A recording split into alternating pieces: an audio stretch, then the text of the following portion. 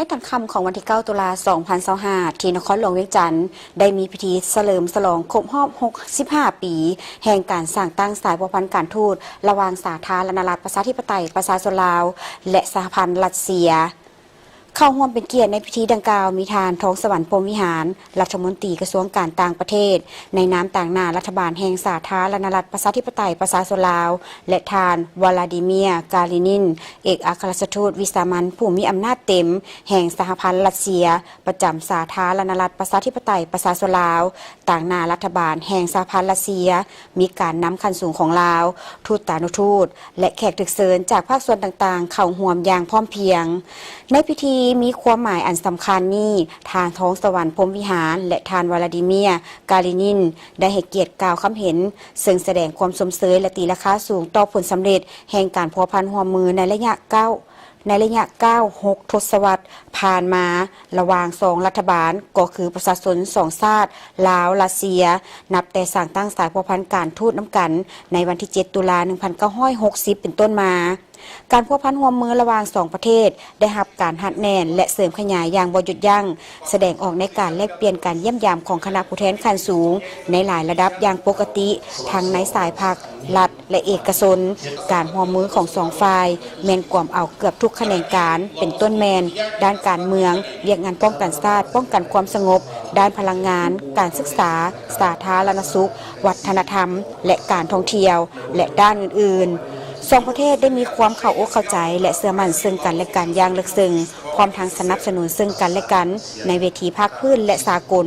บนพื้นฐานการเป็นประเทศคู่ร่วมมือยุทธศาสตร์อยู่ในภาคพื้นอาเซียนแปซิฟิกมาฮอดปัจจุบันการพัวพันร่วมมือ2ประเทศยิ่งได้รับการสืบต่อเพิ่ม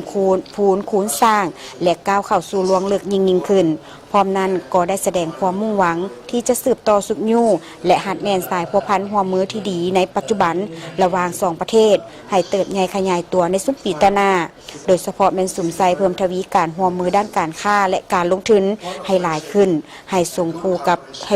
กับด้านการเมืองและความมั่นคงเพื่อเอาผลประโยชน์ตัวจริงมาสู่ประชาชน2ชาติพวกเขา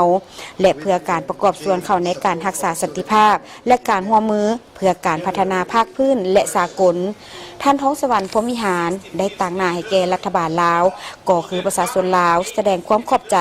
และฮู้บุญคุณมายังรัฐบาลและประชาชนรัสเซียที่ได้ให้การสนับสนุนช่วยเหลือแก่ภารกิจการปฏิวัติของลาวในเมื่อก่อนก็คือระยะปกปักรักษาและสร้างสรรค์พัฒนาประเทศชาติลาวในปัจจุบัน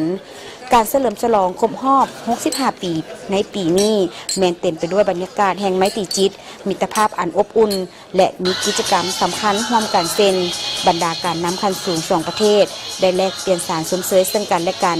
นอกจากนี้ยังมีการแลกเปลี่ยนบทความสว่าง2รัฐ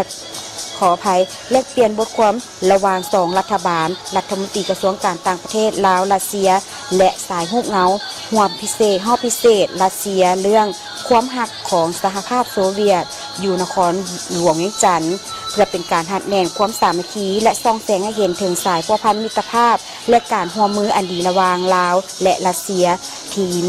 มาอย่างยาวนานและพร้อมได้รับการเสริมขยายให้เกิดมากผลตัวจริงหลายกว่าเก่าในต่อหน้า